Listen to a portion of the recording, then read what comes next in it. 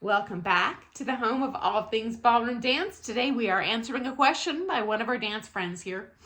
Hi, Sunny. Something that continues to gnaw at me is this.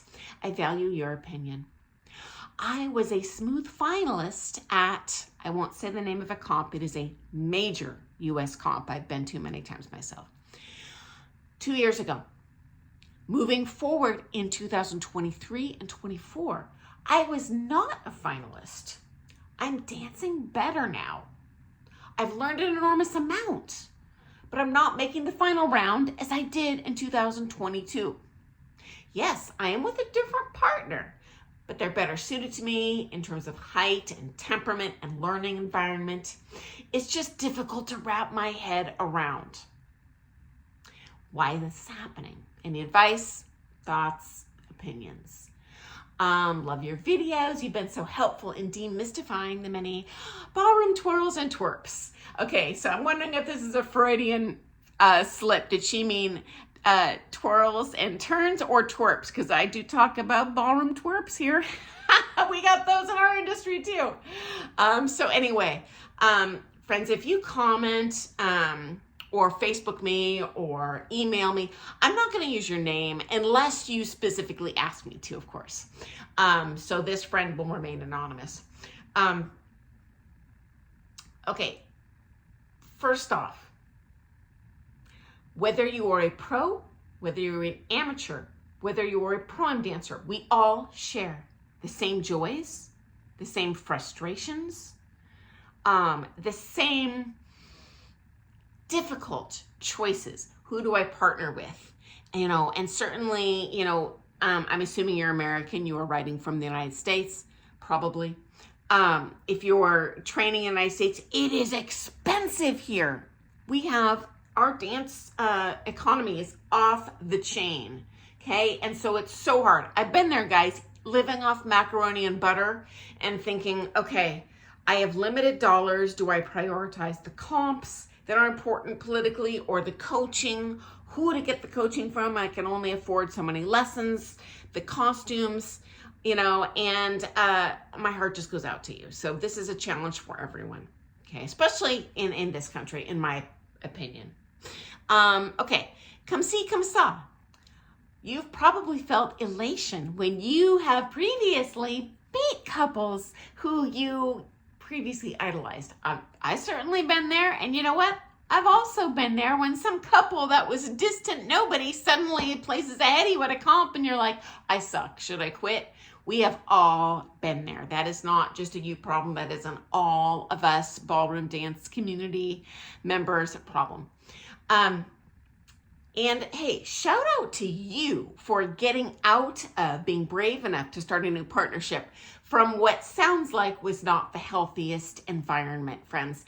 In my opinion, dancing can be a bit of an addiction, and it's so upsetting to see a partner endure what can't even be abusive treatment, and a very sad partnership. Because they're like, well, I don't think I can get another partner, or, well, this is a skilled dancer, so I'm just going to endure this.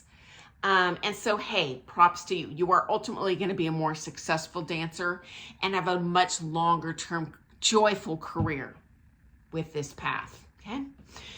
So my first question is, have you seen video of your rounds? It sounds like you have, but I'm not talking about just video of you in a last show. I mean, videos of these specific rounds where you're not making that final, okay? Because there could be some things coming into play here. 4 things off the top of my head. Number 1, are you up against the same couples these past 3 years? Because in reference to that really rich U.S. dance economy, there's a huge money grab. People want to move here. The best dancers from all over the world are trying to move here every day. And when they do move into town, maybe you're being displaced by a dancer who was already way ahead of you. And at that point, we're chasing the dog's tail. Okay. So that's apples and oranges. Okay. Number 2, you mentioned you are dancing with a new partner or a different partner. Now, if you are dancing pro-am or amateur division, in my opinion, this is not going to affect your marks at all. Anytime they see a new partnership in those categories, they're just thinking, hey, I'm so glad they didn't quit. And hey, I can't wait to see this couple dance together and give them a new look. That's just what I have seen. Now, the pro division can be a little different. I have seen partnerships which is result in my opinion, vindictive or negative marks for certain couples. Most often this occurs when the partnership breaks up due to an affair. So if a couple is romantically involved and one of that couple has an affair with a student, with anyone, and they break up with that successful dance partnership, or that dance partner breaks up with them, I personally, in my opinion, have seen judges mark I'll say the cheater in that partnership lower.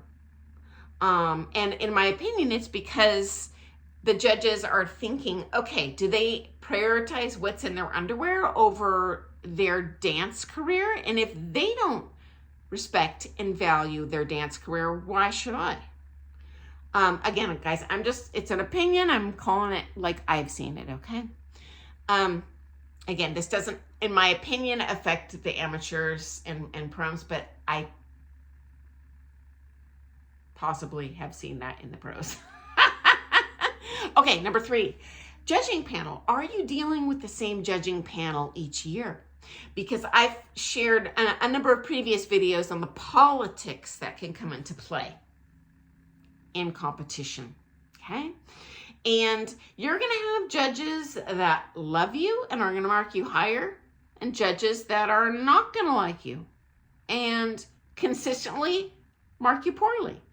And whoever happened to be on your panel that year could greatly affect your marks.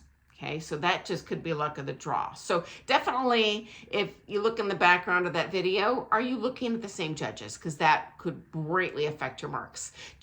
Dancing ultimately is not 100% empirically evaluatable at the championship level. And so at that point, is this painting prettier than this painting? They're all technically correct. So that could be coming into play. Okay, next up. Everyone is getting better. And there is realistically a glass ceiling in this industry where all the helium balloons are vying for number 1 position. And is there even truly a number 1 position at a glass ceiling? No, there's a bunch of balloons up there. And you got to fight your way to the top. And everyone's full of helium. Everyone's working their hardest, okay? And at that point, is there a clear cream of the crop? No, they're all great. Everyone's getting better, including you, okay? And at that stage of the game, it's who's getting better faster. And realistically, politically, what's coming into play? I have a bad story for you, but true. I have friends that were competing in the World 10 Dance Championships, and they had been reliably winning all the comps. They got to the Worlds and placed second against a couple that they'd reliably beat. And of course, they come back, back to their first lesson after the Worlds to our coaches, like, what happened? And they're like, hey, they just out-politicized you. They happen to be taking from, and everyone knows who everyone's coaches are, Judge A, B, C, D, E. You only took from these judges, so they just outnumbered you. They out-politicized you. They didn't out-dance you. You don't know what's going on there. Now, if that is the case and you have the budget, it might be worth the investment, if making that final is important to you, to spend the money to fly out and see those judges who didn't mark you and find out what their pet peeves are, friends. I can tell you when I was competing, sometimes we would dance around the floor and literally change our hand position based on, well, we know this judge wants this and this judge wants this based on where we are on the floor. Because again, it is not entirely objective, the judging, okay? You can't empirically evaluate everything in dance sport. Okay, next up. I am not throwing shade at wealthy people, but it is possible that you are just being outspent by someone. They are able to afford more coaching.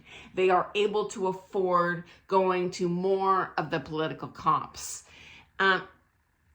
There might be a judge there who has a competition that person went and dropped money on and showed up for that you couldn't afford. And now that judge may or may not take a closer look at that other couple and give them high marks. It's possible. Just saying it's possible. Most people in this industry are ethical, but there may allegedly be some I have seen who might be giving preferential marks based on, has this person spent money on me? Has this person come to my comp? Is this person a student of a friend of mine? Allegedly. And so, unfortunately, that high level coaching does cost a fortune, especially in the United States. So it is possible that these people you're up against are just outspending you. And does it suck? Yes. And friends, if I had a magic pill, I would give it to you and I'd be a billionaire. So anyway, I hope that helps. And friends, if you have seen some things that might be helpful to this friend, please share them in the comments. I'm trying to consolidate everything in a 10-minute video. And it's inevitably 10 hours of information. So I hope that's been helpful. My heart goes out to you. We've all been there where, we feel the joy of victory and the agony of defeat and that frustration because we are all giving 110%. So anyway, and hey, congratulations on making that final in a super well-known comp in 2022. That is awesome.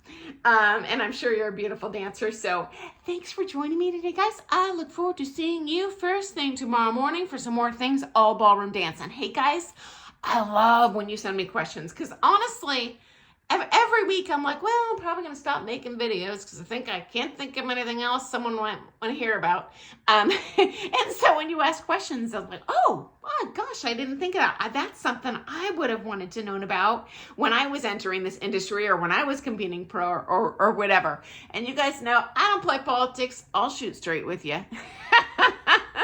So anyway, I will see you first thing tomorrow, friends. Toodles!